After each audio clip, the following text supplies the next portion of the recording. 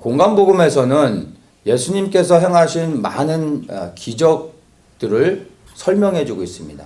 그리고 그런 죽은 사람을 살리고 병자를 고치고 또 귀신을 쫓아내는 이런 많은 사건들을 설명해 주는데 그것을 뭐 특별히 기적이다, 표적이다 뭐 이렇게 말하지 않고 그것을 그냥 이야기 형식으로 풀어갑니다. 근데 이제 요한복음에서는 특별히 공간복음에서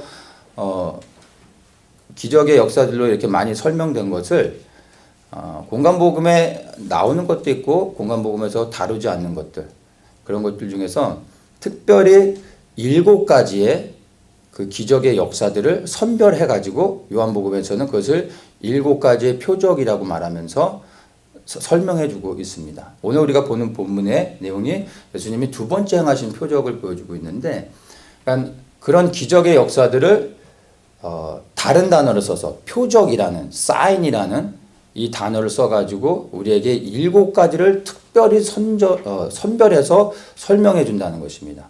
거기에 이제 특별한 의미가 있습니다. 그래서 기적이라고 말하지 않고 표적이라고 말하는 이유는 이 표적을 통해 예수님께서 하나님의 아들, 그분이 바로 메시아라는 것을 보여주기 위한 초자연적인 역사들인 거죠. 그래서 요한복음에서는 의도적으로 예수님이 행하신 기적의 그 사건들을 표적이라고 얘기하고 있습니다. 특별히 7가지를 선별해서 얘기해 준다는 것은 그 각각의 표적들이 다 다른 이야기들인데 그 표적들을 통해 예수님만이 유일하신 온 열방의 왕이시라는 것을 표적의 사건을 통해 우리에게 보여주는 건데 이제 두 번째 표적이 나옵니다. 그래서 이 표적의 이야기를 통해서 우리가 다시 한번 예수님께서 하나님의 독생자 유일하신 그분의 아들이시고 그리고 유대인의 메시아일 뿐만 아니라 온 열방의 하나님을 예수 그리스도를 통하여 하나님께 구원받아야 될 그리고 예수를 믿는 모든 사람들의 메시아라는 것을 우리에게 표적의 사건을 통해 보여주게 됩니다. 이것을 좀 살펴보고 그 다음에 또 한 가지 예수님께서 행하신 그 표적을 통하여 예수님께서 우리에게 말씀해 주시는 또 다른 표적이 있는데 그 표적의 사건들을 보면서 이 시대에 우리가 또한 어떤 표적들을 보고 분별해야 되는지를 말씀을 좀 나누려고 합니다. 44절에 보면은 이렇게 말씀하죠. 예수님이 선지자가 고향에서는 높임을 받지 못한다 이런 말씀을 하십니다. 이 말씀으로는 조금 설명이 충분하지는 못한데 마태복음에 보면은 예수님께서 고향인 나사렛에 가셔서 거기서 이제 복음을 전하려고 했는데 나사렛 사람들이 예수님을 믿지 않았습니다. 그들이 믿지 않은 이유는 왜냐하면 나사렛 사람들은 예수님을 육신적으로 너무나 잘 알고 있는 사람들이었죠. 이 나사렛에서 살았던 그 예수님의 육신의 아버지가 거기에서 목수였고 목수의 아들로서 또 목수로서 자랐던 것을 나사렛 사람들은 다 알고 있습니다. 그래서 그들은 육신의 눈으로 예수님이 누구신지를 알았고 그게 예수님의 전부다라고 생각했기 때문에 이 예수님을 메시아로 인정하지 않았습니다. 그래서 예수님을 거부했죠. 그래서 마태복음 13장 58절에 보면 저희의 믿지 않음을 인하여 거기서 많은 능력을 행치 아니하시니라 이렇게 말씀하셨습니다. 예수님이 하나님이시고 하나님이신 예수님께서 모든 것을 가능하게 하실 수 있습니다. 그런데 예수님께서 아무것도 행치 않았다고 말합니다. 왜냐하면 그들이 믿지 않았기 때문입니다. 보면 예수님이 능력이 없어서 나사렛에서 막 엄청난 예수님을 향한 저주의 역사들이 있었기 때문에 영적으로 눌려서 예수님이 능력을 행치 못했던 게 아니라 믿지 않았기 때문에 아무런 능력을 행하지 않으셨다는 것을 우리가 주목해 봐야 됩니다. 예수님이 원하시면 모든 것 하실 수 있지만 여러분 예수님을 우리가 믿지 않으면 그분은 아무것도 행하지 않으십니다. 이게 예수님이 우리 안에서 일하는 방식입니다. 우리가 믿지 않으면 그분이 모든 것을 하실 수 있음에도 불구하고 아니 우리를 통하여 많은 일들을 행하길 원하시고 우리에게 하나님께서 많은 것들을 주기 원하시지만 믿지 않으면 그분이 행하시지 않는다는 것입니다. 예수님은 인격이시기 때문에 우리가 그분을 신뢰하는 만큼 그분을 믿어드리는 만큼 우리의 믿음을 통하여 그분이 일하신다는 걸 여러분 아셔야 됩니다. 내 삶 속에서 믿음의 역사들이 일어나지 않는다라고 할 때 여러분 예수님을 원망하지 마시고 나의 믿음이 얼만큼 있는지, 나의 믿음이 정말 예수 그리스도의 능력을 끌어올 만큼의 능력을 가지고 있는지, 그런 믿음이 있는지 여러분 돌아보셔야 되는 것입니다. 믿음을 갖는 것이 너무나 중요하다는 것을 이 말씀을 통해서 우리가 볼 수 있는 것입니다. 예수 그리스도께서 일하는 방식, 홀로 하지 않으시고 우리 안에 인격적으로 오셔서 신뢰하는 만큼, 믿어드리는 만큼 그분이 일하신다라는 것을 여러분 분명히 기억하셔야 돼요. 그래서 제가 어렸을 때 시골에서 자라서 저희는 그 동네 한 복판에 우물가가 있었는데 이제 우물이 있고 거기에서 줄을 달아가지고 이제 이 양동이 같은 게 이제 달려 있어요. 그러면 그걸 내려서 그 줄을 갖다가 스냅을 탁 줘서 흔들면 그 스냅이 흔들리고 내려가면서 물에 떠 있던 양동이를 탁 치면서 양동이가 넘어질 때 물을 탁 쳐 올려요. 그러면 양동이에 물이 담겨져서 올라요. 근데 그거를 끌어올린 다음에 그 물을 양동이에 들어가 있는 물 한 바가지를 가지고 그 바로 옆에 물 펌프하는 게 있어요. 해보셨는지 모르겠는데 물 펌프하는 게 있는데 이 펌프하는 거가 아무리 펌프질을 해도 물 절대 안 나옵니다. 근데 그 우물가에서 물 한 바가지를 퍼가지고 그 펌프하는 데다 물을 넣고 그 다음에 펌프질을 하면 신기하게 조금만 펌프질을 하면은 물이 올라와요. 그리고 펌프질을 계속하면은 물이 끊임없이 나옵니다. 적당히 나오다 멈추는 게 아니라 내가 펌프질을 멈출 때까지 나옵니다. 그럼 어렸을 때 친구들이랑 놀다가 물 마시고 싶은 거 이렇게 해서 물을 마시고 그 다음에 등목도 하고 우리는 그렇게 이제 놀았어요. 자, 그걸 보면요, 그 펌프 밑에 이제 파이프가 연결돼 가지고 그 지하수에 그 엄청나게 많은 지하에 물이 있겠죠. 근데 그냥 펌프질을 아무리 해도 절대 안 나온다는 겁니다. 밑에는 생명의 물이 있어요. 근데 이 물을 끌어올리기 위해서는 조그만 한 바가지의 물이 필요한 거예요. 이것이 없이는 밑에 있는 물을 끌어올릴 수가 없는 거예요.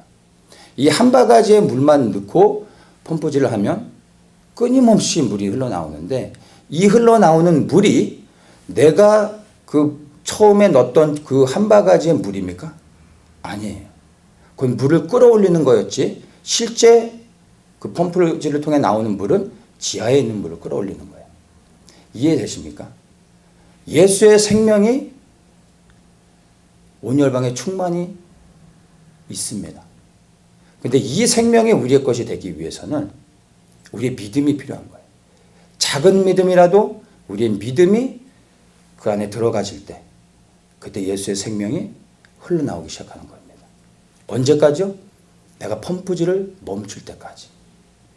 믿음이 들어가서 예수의 생명을 끌어올려서 우리가 생명을 얻었다 할지라도 물이 나왔다고 멈춰지는 순간 물은 끝이게 되는 겁니다. 친구들이랑 펌프질을 하다가 이 친구가 등목을 하고 이제 스위치를 해야 되는데 요 타이밍을 못 맞춰서 스위치할 때 이 펌프질을 멈추게 되면 물이 바로 끊겨버리게 돼요. 우리가 예수의 생명을 경험했지만 수돗물이 아닙니다. 틀어놓고 가만히 있으면 나오는 게 아니기 때문에 끊임없이 펌프질을 해야 돼요. 멈추는 순간 생명은 끊겨지는 겁니다. 또다시 물을 넣어야 돼요. 이것이 끊겨지지 않게 하는 유일한 방법은 계속 펌프질하는 것입니다. 이게 삶 속에서 믿음의 훈련이요, 믿음의 연단이 되어줘야 되는 것입니다. 한 번의 믿음으로 예수의 생명이 이 땅에 살아가는 날 동안 영원토록 공급되어지는 게 아닙니다. 끊임없는 우리의 믿음이 작동되어져야 됩니다. 믿음의 수고가 있어야 되는 겁니다. 그래서 우리의 믿음을 단련해야 됩니다. 훈련하는 것이죠. 이것이 너무나 중요한 것입니다. 한 번 믿음으로 여러분 일평생 가는 게 결코 아닙니다. 이 믿음을 지켜가기 위해, 이 믿음을 계속해서 예수의 생명 안에서 그 기쁨을 누리기 위해서는 우리의 믿음이 계속해서 작동되어야 된다는 것을 여러분 아셔야 됩니다. 그래서 믿음의 시련이 불로 연단에 없어질 금보다 더 귀하다고 말한 이유는 여러분 끊임없이 우리의 믿음의 훈련을 통해 멈추지 않고 우리의 믿음이 주님을 향하여 작동되어질 때 예수의 생명이 우리의 믿음을 통하여 계속해서 우리를 채우는 겁니다. 그 생명 안에서 우리가 살아갈 수 있게 되고 그 생명을 체험한 자들이 그 물을 내 것도 아니잖아요. 끊임없이 나오는 거예요. 마음껏 줄 수 있는 거예요. 내게 있는 것이 아니라 주님으로부터 나오는 영원토록 흘러나올 수 있는 그 생명을 우리가 흘려보낼 수 있는 겁니다. 그리고 목마른 자들이 예수 그리스도의 생명이 필요한 자들이 그 생명을 얻을 수 있는 것입니다. 우리의 믿음이 얼만큼 있느냐가 우리 한 사람을 구원할 뿐만 아니라 우리의 가정을 구원할 뿐만 아니라 그것을 넘어 우리의 교회와 지역과 나라와 민족을 살릴 수 있다는 것을 여러분 기억하셔야 됩니다. 우리는 흔히 이제 믿음이 우리를 구원한다 해서 믿음이 모든 것에서 가장 중요한 것처럼 말합니다. 성경에서도 의인이 믿음으로 말미암아 살리라라고 말하고 그리고 믿음이 구원한다고 하면서 믿음을 굉장히 강조합니다. 그래서 우리는 정말 이 믿음을 가져야 된다라고 말하고 그리고 이 믿음이 우리를 구원하는 것이라고 생각하는데 우리가 붙잡고 있는 이 믿음이 무엇인지를 제가 드린 비유의 말씀을 통해 잘 이해를 하셔야 됩니다. 믿음이 구원한다고 할 때 이 믿음은 우리로부터 나온 믿음이 아닙니다. 우리를 구원하는 주체는 우리의 믿음이 아닙니다. 만약 우리의 믿음이 우리를 구원한다면 구원의 주체가 우리가 되는 것입니다. 예수님은 필요가 없는 것이죠. 우리의 믿음을 통해 예수 그리스도께서 구원하시는 것입니다. 구원은 오직 예수 그리스도를 통하여서만 받는 것입니다. 오직 예수 그리스도만이 구원하시는 것입니다. 근데 그 예수님께서 우리를 구원하시기 위해서 우리의 믿음이 드려져야 되는 것이죠. 그래서 믿음을 통하여 구원을 받는다라고 말하는 것입니다. 우리가 믿는 그 믿음이 주님 앞에 드려질 때 이 믿음을 통하여 그리스도께서 우리를 구원하신다라는 것을 여러분 이해하시고 우리가 믿음이 있어야 되지만 그 믿음이 우리를 구원하는 게 아니라 믿음을 통하여 우리를 구원하는 분은 오직 예수 그리스도라는 것. 그리고 우리가 받은 그 구원을 그리스도 안에서 기뻐하고 감사하며 그 믿음을 계속해서 지켜가야 된다는 것을 여러분 기억하셔야 됩니다. 우리가 믿음의 훈련들을 삶 속에서 끊임없이 해 나가야 되는데 이것은 성경 공부로 그리고 어떤 말씀을 묵상하는 걸로 이런 것으로 되어지는 게 아니라 삶의 현장 가운데서 우리의 믿음이 실제로 훈련되어져야 됩니다. 삶의 현장에서 끊임없이 훈련을 통해서 우리의 믿음이 자라가야 되는데 그렇게 될 수 있는 유일한 방법은요. 삶 속에서 우리가 당하는 고난입니다. 시련, 그리고 연단. 다른 건 없습니다. 묵상을 통해서 우리의 믿음이 자라는지 않습니다. 어느 정도의 도움은 될 수 있을지 몰라도 결국에 우리의 실제 삶의 현장 가운데서 믿음의 훈련들을 해야 되는데 그 훈련을 하기 위해서는 여러분 고생을 좀 해야 되는 거예요. 운동선수들이 생각으로만 훈련하지 않아요. 이미지 트레이닝도 중요합니다.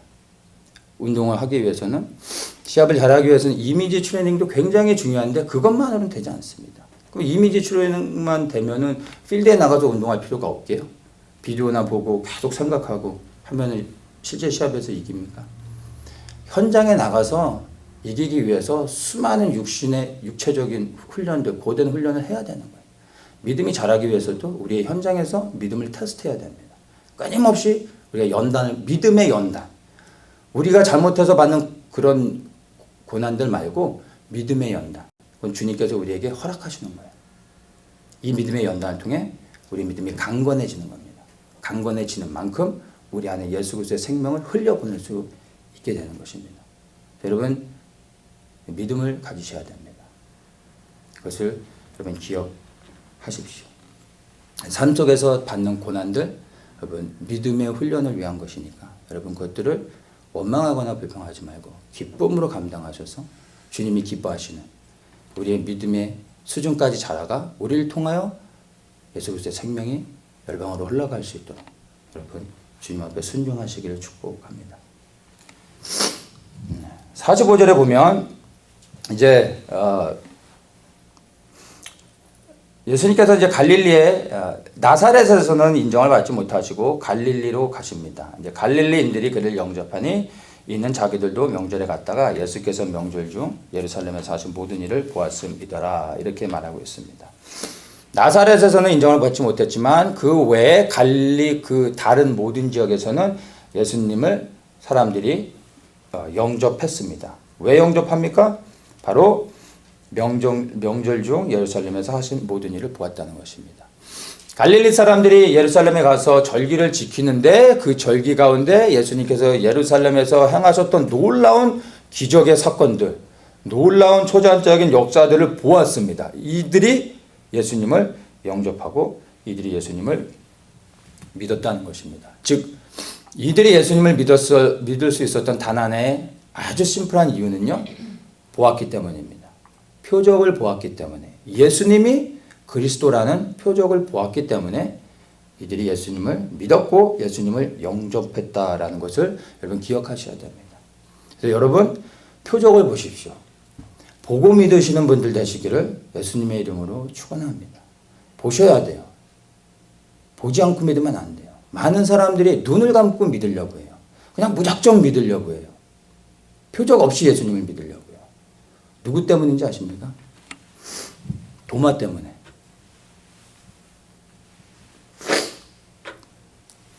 예수님께서 도마에게 책망은 아닌데 만세 책망하는 것처럼 여기죠. 예수님께서 예수님이 부활하신 것을 믿지 않고 있을 때 예수님이 제자들 가운데 도마도 있을 때 나타나셨습니다. 그리고 내 옆구리에 손을 넣어보고 믿음 없는 자가 되지 말고 믿는 자가 되라. 너는 본고로 나를 믿느냐? 보지 않고 믿는 믿음이 복되도다. 이 말씀을 하셨어요. 그래서 우리는 이걸 가지고 흔히 진짜 좋은 믿음, 센 믿음, 착한 믿음, 이런 믿음은 보지 않고 믿는 거다라고 생각해서 묻지마 믿음으로 그냥 안 보고 믿으려고 합니다. 근데 이 도마의 믿음은요, 지금 우리가 보고 있는 또 예수님 말씀하시는 그 믿음과 다른 거예요. 도마는 예수님의 제자입니다. 예수님과 같이 동행하면서 수도 없이 많은 표적을 이미 보았습니다. 예수님의 제자들 가운데 예수님이 하나님의 아들, 독생자, 그분이 메시아라는 것을 믿지 않는 사람은 아무도 없었습니다. 도마도 예수님이 메시아인 것을 믿었습니다. 표적을 보고 예수님이 하나님이신 것을 조금도 의심하지 않고 믿었습니다. 이렇게 표적을 통하여 예수가 그리스도라는 것을 믿은 도마에게 너는 표적을 통하여 내가 그리스도인 걸 알았다면 내가 부활했다라는 것을 보지 않고서도 믿을 수 있어야 된다라는 것을 말씀하는 겁니다.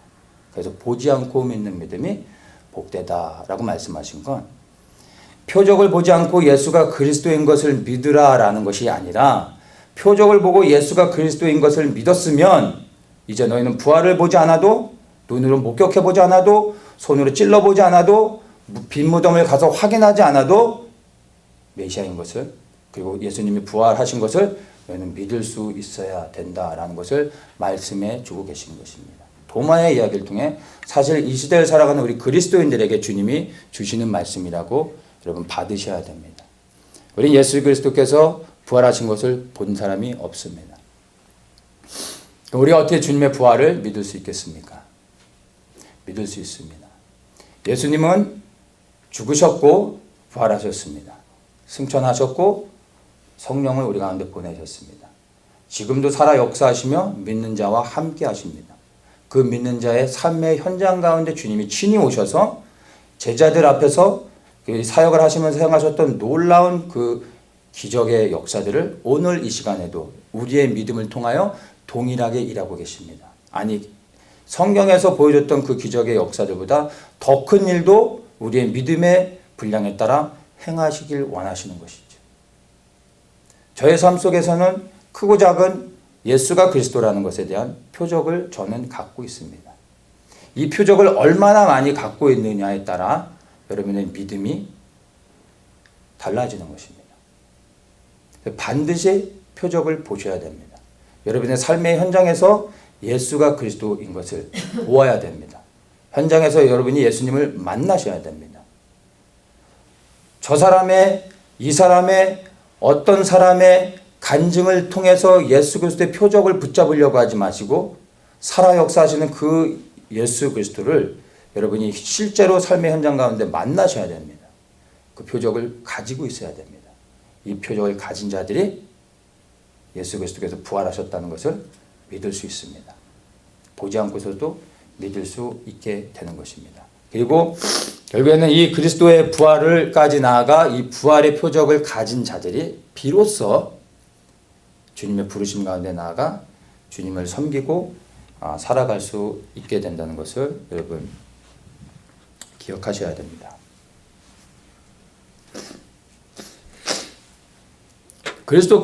예수께서 당신께서 우리의 메시아이시오 온 열방의 왕이신 것을 표적을 통해서 드러내 주셨는데 이 표적의 최종적인 목적은요, 바로 부활의 표적을 갖게 하기 위한 것입니다. 결국엔 이 부활의 소망을 가져야지만 이 땅 가운데서 주님을 섬기며 승리하며 살아갈 수 있습니다. 이 부활에 대한 건 좀 이따가 제가 말씀을 또 나누도록 하겠습니다. 예수가 하나님의 아들이심을 믿는 자가 아니면 세상을 이기는 자가 누구냐라고 요한일서에서 이제 말하고 있습니다. 세상을 이기는 자가 누구라고요? 예수가 그리스도임을 믿는 자. 어떤 사람들이 어떻게 예수가 그리스도임을 믿게 됩니까? 표적을 통해서 믿는 겁니다. 근데 결국에는 우리가 세상을 이기기 위해선 그리스도의 표적을 보고 가져야 되는 겁니다. 그리고 이 표적을 많이 가진 사람일수록 세상을 이길 수 있게 되는 것입니다. 그게 주님이 우리에게 원하시는 것입니다. 세상을 이기는 자가 되기 원하시면 예수님이 하나님의 유일하신 아들이시오, 열방의 통치자시오, 그리고 다시 오실 예수 그리스도 온 열방의 메시아 되심을 여러분 믿으십시오. 이 표적을 가지십시오. 그리고 그 다시 오실 주님을 위하여 우리 삶이 부활의 소망을 가지고 드려지는 겁니다. 주님을 위해 살아가는 겁니다. 그때 주님이 성령을 통하여 우리의 삶 가운데 함께 하시며 승리할 수 있도록 도와주시는 것입니다. 모든 것이 표적에서부터 시작됩니다. 표적을 가지십시오. 이제 예수님께서 두 번째 행하신 표적의 사건을 한번 살펴보도록 하겠습니다. 46절부터 보면은 이 이야기의 스토리는 우리가 잘 알죠. 이제 어떤 왕의 신하가 있었는데 이 사람의 아들이요 병이 들었습니다. 무슨 병인지는 알지 못하지만 보면은 47절 마지막에 보면은 이 사람이 와서 내 아들의 병을 고쳐주소서 이렇게 말하면서 상태가 어떠냐면 저가 거의 죽게 되었습니다 이렇게 말합니다. 여기서 거의 죽게 되었다라는 말은 이제 사망 선고를 받았고 죽는 것은 이제 시간 문제다 이렇게 보는 겁니다. 이제 죽음은 확정되어졌고 이제 곧 있으면 숨이 넘어가는 상황이에요. 그러니까 절박한 가운데 이 아버지가 지푸라기라도 잡는 심정으로 예수님께 달려온 거예요. 그래서 살려주십시오 라고 말하고 있습니다. 내 아이가 죽기 전에 내려오셔서 이렇게 말합니다.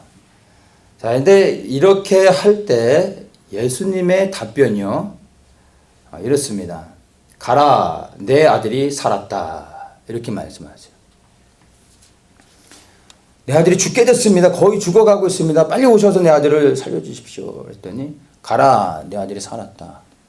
여러분 이 말씀을 딱 들을 때 여러분은 어떤 느낌이 드세요? 좀 너무 차갑지 않나요? 너무 성의 없게 대답하는 거 아닌가요? 이런 상황 가운데서는 사실 예수님께서 막 팔을 걷어붙이고 빨리 가자 하면서 막 같이 막 뛰어가야 되는 거 아닙니까? 근데 가라, 네 아들이 살았다. 이거를 들은 아버지의 마음은 여러분 어떻을까요? 여러분이 부모의 심정을 한번 생각해 보세요. 내 아들이 죽어가고 있는데 정말 지푸라기라도 잡는 심정으로 예수님께 도와달라고 했는데 가라, 내 아들이 살았다. 여러분 막 할렐루야 하면 좋아하시겠어요? 이 얘기를 듣고 여러분 막 기쁨이 막 충만하시겠어요? 그래서 여러분 정말 그냥 돌아가실 수 있으시겠어요? 기분 안 나쁘시겠어요? 못 고쳐줄 것 같으니까 괜히 이런 식으로 떨어뜨리려고 하는 거 아닌가. 뭐 이런 생각 안 드시겠어요? 아니면 그냥 예수 말고 다른 사람 없네? 우리 아들을 고쳐줄 사람 없어요? 하고 딴 데로 막 돌아다니지 않으시겠어요? 근데 이 아버지는요, 예수님도 말씀하시는 게 뭐 그렇지만 이 사람의 그 반응도요, 뭐 비슷한 사람이에요. 예수님이 가라, 내 아들이 살았다 이렇게 말씀하셨더니 이 사람이요, 그 사람이 예수의 하신 말씀을 믿고 갔다 이래요. 이렇게 말씀하신 예수님도 좀 웃기는데 이걸 믿고 그냥 가는 사람도 또 웃기죠. 이걸 믿고 그냥 가버린 거예요. 여러분 같으면 이러실 수 있나요? 우리가 생각할 땐 예수님이 빨리 가셔가지고 그 위에 확 올라타가지고 막 이렇게 막 입김을 불어넣고 막 안수도 그냥 머리 팍팍 눌러가면서 해주고 방언으로 세게 한 시간 정도 기도하고 뭐 아픈 부위를 막 때려가면서 뭐 이렇게 좀 해야 나을 것 같지 않나요? 근데 가질 않으시는 거예요. 가라, 내 아들이 나왔다. 이게 다였어요. 근데 이 아버지도요, 그것을 그냥 믿고 갔다는 거예요. 주님이 보기 원하시는 게 바로 우리의 믿음입니다. 예수님께서 친히 가셔서 고치실 수도 있으셨겠지만 예수님이 보여주고 싶었던 것은요, 그 아버지의 믿음을 통하여 아들을 치유하는 것을 그 아버지에게 보여주고 싶었던 거예요. 이 아버지는 예수님을 믿었어요. 그리고 갑니다. 그 믿음이 죽어간 아들을 살려냅니다. 여기서는 내려가다가 종을 만나죠. 그리고 아이가 살았다는 얘기를 들어요. 52절에 언제 낳기 시작했냐? 라고 시간을 계산해 보는 거야. 어제 7시에 열기가 떨어졌습니다. 다 계산을 해봤더니 예수님이 가라, 내 아들이 살았다 했던 그 시간이었던 거예요. 그걸 통해 이 아버지가 예수님이 하나님이신 것을 믿게 됐습니다. 근데 이거는 이 아버지의 계산이에요. 이 아버지의 관점이에요. 제가 볼 때는 이게 아니에요. 이 아버지는 예수님이 가라, 살았다 라고 말씀하셨을 때 이 아이가 낳은 것 같지만 제가 볼 때는요, 가라, 내 아들이 살았다 라고 예수님의 말씀을 듣고 믿고 갔을 때 이 아이가 낳습니다. 이해되십니까? 근데 이 시간대가요, 그 시간대나 이 시간대나 사실은 같은 시간이에요. 맞습니까? 아버지에게 가라, 내 아들이 살았다 하고 이 아버지가 즉시로 믿고 갔던 거예요. 똑같은 시간대 치유가 된 겁니다. 하나님은 이 아버지의 믿음을 통해 죽어간 아이를 살렸습니다. 하나님이 일하는 방식, 우리의 믿음을 통해 하나님께서 역사하시는 것들을 우리가 보게 되는 것입니다. 그래서 정말 우리의 믿음이 죽어가는 사람을 살릴 수 있습니다. 정말 우리의 믿음이 우리가 생각할 수 없는 놀라운 일들을 성취하게 하는 겁니다. 근데 이 시대에 정말 예수님이 찾으시는 분은요, 바로 이런 믿음의 사람들입니다. 이 믿음이 있는 자들을 통하여 주님께서 너무나 많은 일들을 하고 싶어 하세요. 너무나 많은 영혼들을 구원하기 원하세요. 그러나 이 아버지와 같은 믿음을 가진 자들이 적기 때문에 더 많은 영혼을 구원하고 싶으시지만 이 믿음으로 반응하는 사람들이 적기 때문에 아직도 그리스도를 알지 못하고 죽어가는 사람들. 예수 그리스도의 생명을 받기 원하지만 우리의 믿음이 부족해서 여전히 고통 가운데, 저주 가운데 묶여져 있는 수많은 사람들. 우리가 믿음을 갖는다면 우리의 믿음을 통하여 사망의 저주에 묶여있는, 고통당하고 있는 수많은 하나님의 백성들을 주님이 구원하실 수 있는 것입니다. 믿음을 가지십시오. 그 믿음을 통해 주님이 일하게 하십시오.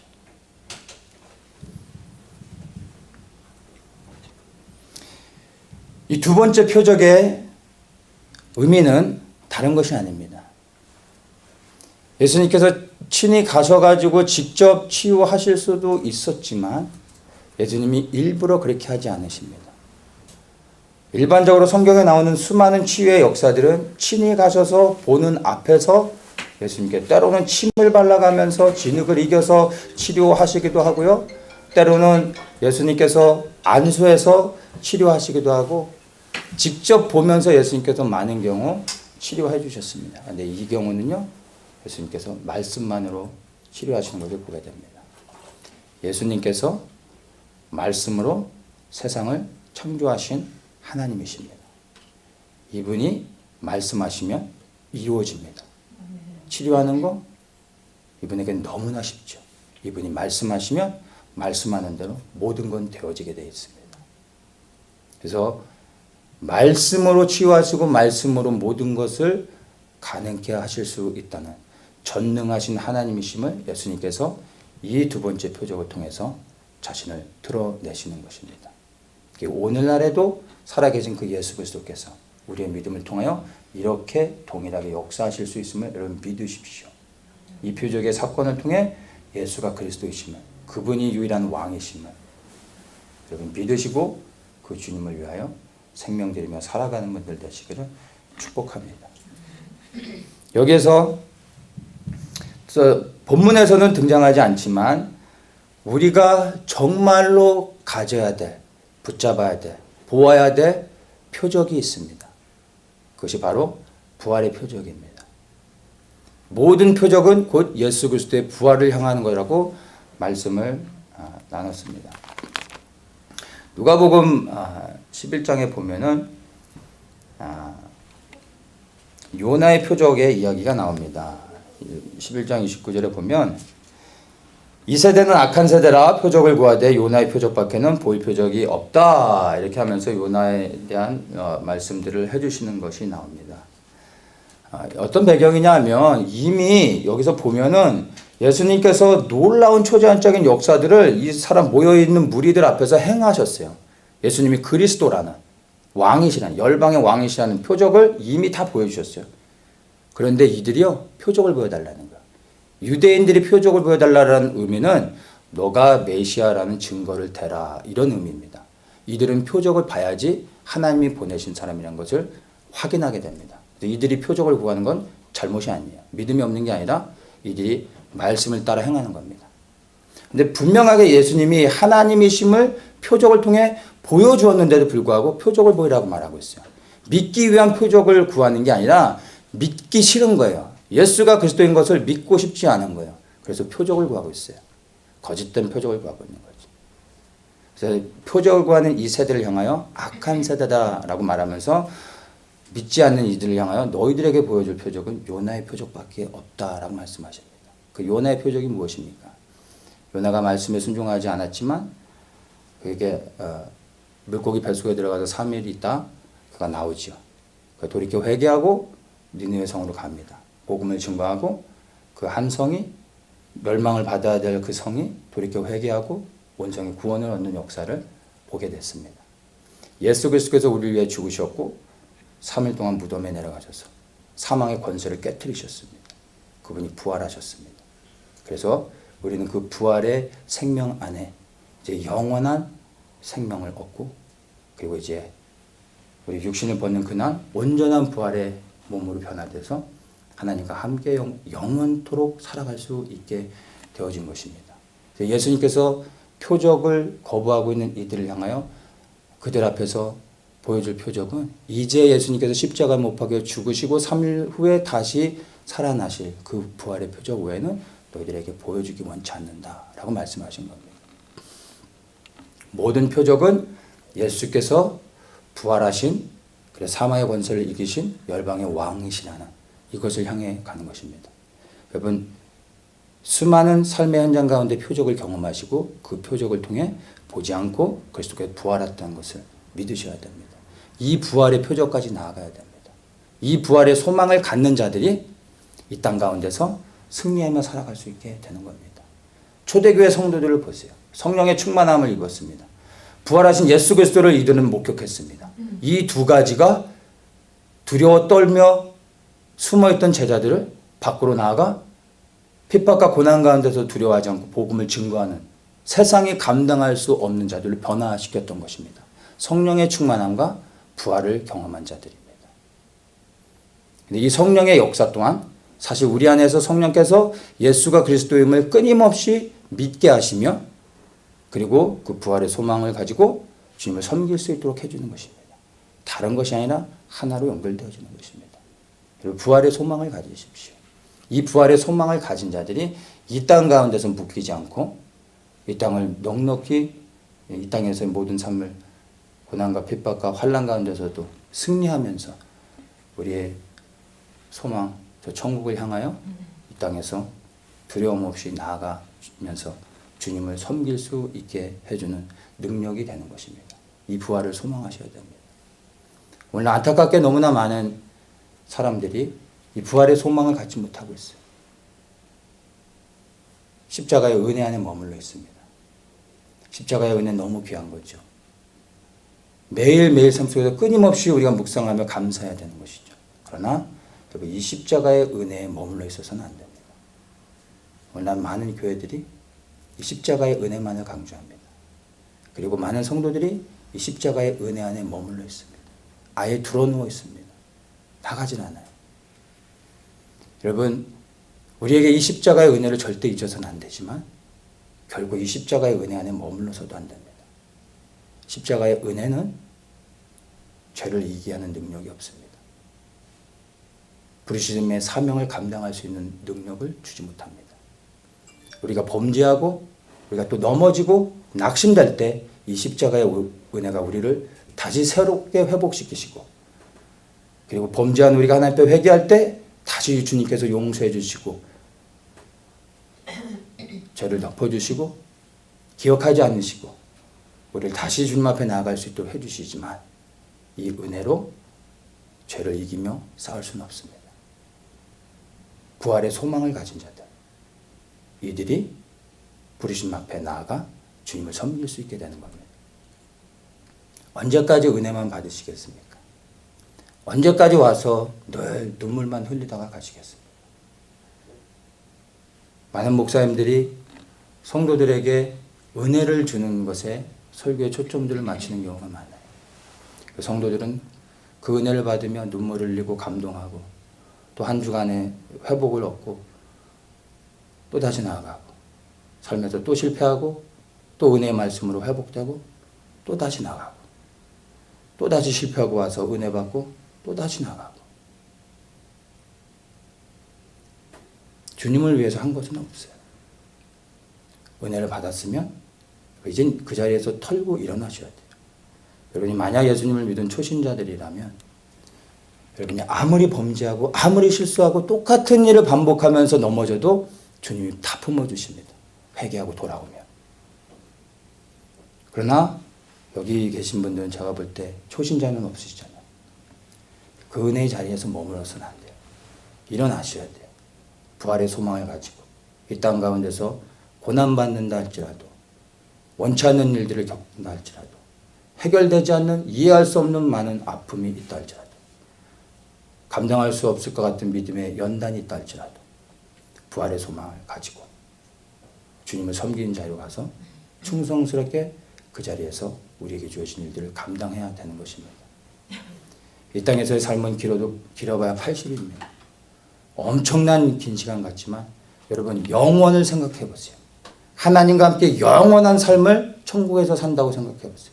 그 영원한 시간에 비교할 때 80년의 삶은요 점도 되지 않는 것입니다. 우리의 인생은 육신을 입고 살아가는 이 땅에서의 인생은 정말 찰나입니다. 영원을 준비해야죠. 이 부활의 소망을 갖고 있는 자들이 영원을 준비하는 겁니다. 이것을 믿는 자들만이 이 땅에 묶이지 않고 부활의 소망을 가지고 주님의 부르신 자리로 나아가 하나님의 나라를 위해 섬기게 되는 것입니다. 이 부활의 소망을 가지시길 예수님의 이름으로 다시 한번 축원합니다.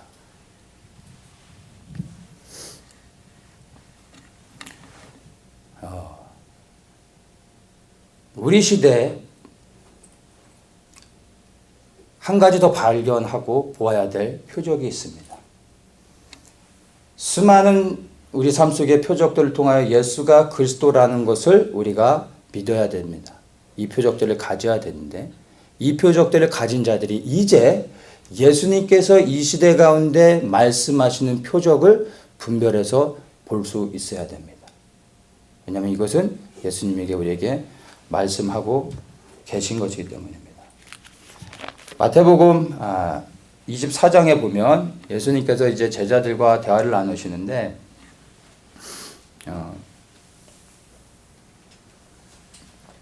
예수님께서 예루살렘 성전의 멸망을 말씀하십니다. 그때 제자들이 두려워하면서 3절에 보면 예수님께 와서 조용히 묻습니다. 우리에게 이르소서 어느 때에 이런 일이 있겠사오며 또 주의 임하심과 세상 끝에는 무슨 징조가 있사오리까. 여기서 세상 끝의 징조라고 얘기하는데 여기서 세상 끝의 징조가 사인을 얘기합니다. 우리가 봤던 요한복음에서 말하는 두 번째 표적의 그 표적과 동일한 의미의 표적을 말해주고 있는 것입니다. 세상 끝에 있게 될 그러한 표적이 무엇입니까? 라고 표적을 구하고 있어요. 그때 예수님께서 표적들이 무엇인지를 설명해 주고 계십니다. 그래서 우리가 예수님께서 메시아라는 표적을 발견할 뿐만 아니라 그 메시아께서 우리에게 시대에 대한 표적을 말씀해 주신 그 표적들 또한 우리가 분별해서 알아야 되는 것입니다. 그래서 무엇을 말씀해 주시냐면 4절에 보면 너희가 사람의 미혹을 받지 않도록 주의하라 라고 말합니다. 여기서 사람의 미혹을 우리 시대에 우리가 분별해 볼 수 있는 것이 있습니다. 이것은 곧 오늘날 우리 교회 안에서 이루어지고 있는 많은 일들입니다. 그 중에서 교단적으로 행해지고 있는 바로 WCC, 종교 통합을 위해 가고 있는 것들. 연합이라는 좋은 이름으로 예수 그리스도가 아닌 다른 것들도 다 포용해서 받아들이고 하는 종교다원주의의 생각을 가지고 모든 종교들을 하나로 만들려고 하는.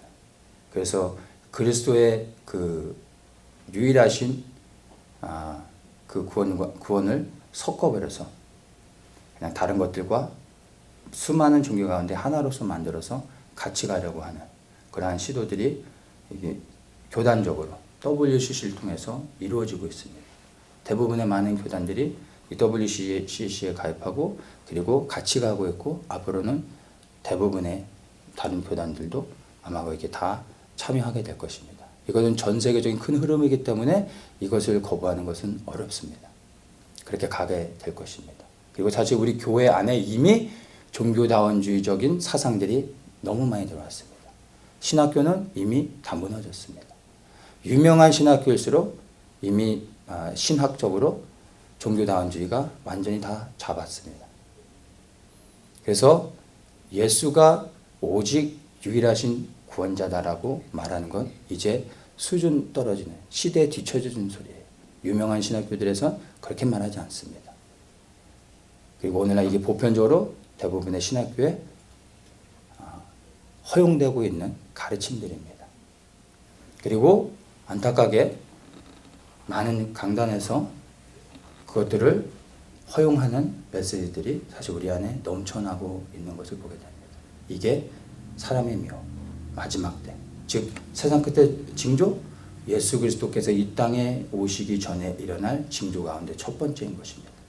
이게 사람의 미혹으로 우리에게 보여주는 표적인 것입니다. 우리 주변의 교회가 어떻게 변화되고 있는지, 그리고 얼마나 많은 사람들의 신앙이 사실은 물에 물 탄 듯 섞여서 가고 있는지를 여러분들 분별해서 볼 수 있으셔야 합니다. 두 번째가 6절에 난리와 난리의 소문을 말하고 있습니다. 여기서의 난리는 난리법석을 친다할 때 그 난리가 아니라 이 난리의 의미는 전쟁을 의미하는 것입니다. 그러니까 전쟁과 전쟁의 소문을 말하고 있습니다.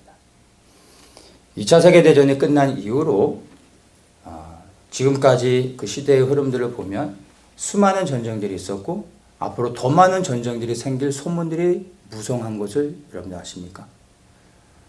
여러분 삶의 영역 안에서만 그냥 일어나는 뉴스만 보지 마시고 여러분 좀 눈을 좀 열어서 전 세계적으로 어떤 일들이 일어나고 있는지를 여러분들 분별해 볼 수 있어야 됩니다.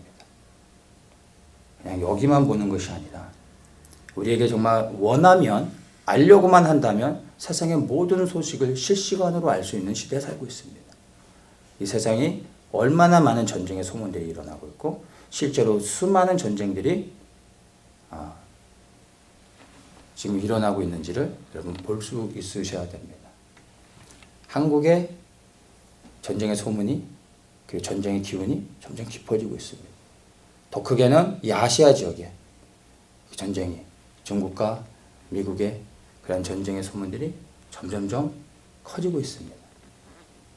예수께서 재림하실 그 예루살렘, 이스라엘에서 전쟁의 소문이 무성해지고 있습니다. 전쟁이 준비되어져 가고 있습니다. 이 세상에서 일어나는 뉴스들을 통해서 정말로 이 때가 어느 때인지 그리스도의 재림이 얼마나 임박해 있는지를 여러분 분별해서 볼 수 있어야 되는 것입니다. 7절에서 또 말합니다. 민족이 민족을, 나라가 나라를 대적하여 일어난다. 여기서의 민족은요, 젠타일을 말합니다. 그러니까 이방인을 얘기하는데 그 말의 의미는 민족과 민족이 대적해 일어난다는 건 민족끼리 싸움을 한다는, 전쟁을 한다는 의미죠. 이 여기서의 민족은 세상 나라들, 즉 한국과 북한이 전쟁을 하면 이게 바로 민족과 민족이 대적하여 일어나는 전쟁이 되는 겁니다. 미국과 중국이 전쟁을 하게 되면 그것이 곧 민족과 민족의 전쟁이 되는 것입니다. 그리고 이어서 나라가 나라를 대적하여 일어난다라고 말하고 있는데 여기서의 나라는 킹덤을 의미하는 것입니다. 킹덤 하면 하나님의 왕국과 그리고 사단의 왕국을 말하는 거죠. 사단의 왕국과 하나님의 왕국이 전쟁을 일으킨다라는 의미는 영의 세계에서 일어나는 전쟁이 아니라 실제 우리가 살아가는 삶에서 그 시대에서 일어나게 되는데 하나님의 왕국을 대표하는 나라는 이 땅 가운데서 이스라엘입니다. 그래서 이스라엘을 대적하여 일어나는 전쟁이 곧 나라와 나라가 대적하여 일어나는 전쟁이 되는 겁니다. 그게 실제로 이스라엘에서 그런 전쟁들이 준비되고 있는 것을 여러 가지 소식을 통해서 우리가 사실은 분명하게 그것을 알 수가 있습니다. 그리고 첫 처에 기근과 지진이 있다라고 말하고 있습니다. 여러분 지진 데이터는요, 그냥 여러분 구글에다가 이스라엘이 건국된 이후로부터 1948년 이후로부터 여러분 지진의 그 데이터를 그냥 구글에 서치만 하면 다 나와요. 그러면 그 지진의 그 강도가 그리고 빈도가 이렇게 올라가는 것을 여러분 보실 수 있을 겁니다. 어느 나라를 봐도 전 세계적으로 천천히 올라가는 게 아니고요. 그냥 급격하게 강도와 빈도가 높아진 것을 여러분들 볼 수 있습니다. 누구나가 다 볼 수 있는 거예요. 여기서 또 기근을 말하고 있습니다. 우리 미국에 살고 있어서 풍요롭게 사니까 생각하지 못하지만 저 반대편에서는 아프리카에서는요 수많은 사람들이 죽어갑니다. 지금도 엄청나게 많은 사람이 죽어가는데 사실 전 세계적으로 이것을 감당하지 못하고 있습니다. 안타깝지만 더 많은 사람들이 기근으로, 기아로 깨끗한 물을 먹지 못하는 것으로 인해 수많은 사람들이 더 죽어가게 될 겁니다. 그리고 우리가 알지 못하는 수많은 여러 가지 어떤 그 질병들, 예전에는 듣지 못했던 이런 여러 가지 바이러스들이 생겨나면서 수많은 사람들이 이러한 고난을 당하고 죽음에 처하게 될 것입니다. 그것이 사실 우리가 살아가고 있는 시대, 우리가 뉴스를 통해서 너무나 많이 보고 있는 현실인 것입니다.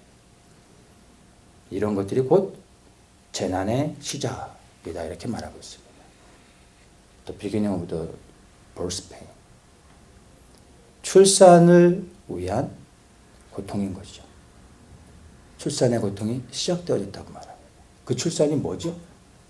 이 땅에 하나님의 나라가 탄생하는, 하나님의 나라가 이 땅에 도래하는 그 일을 위하여 고난이 시작되어지는 겁니다.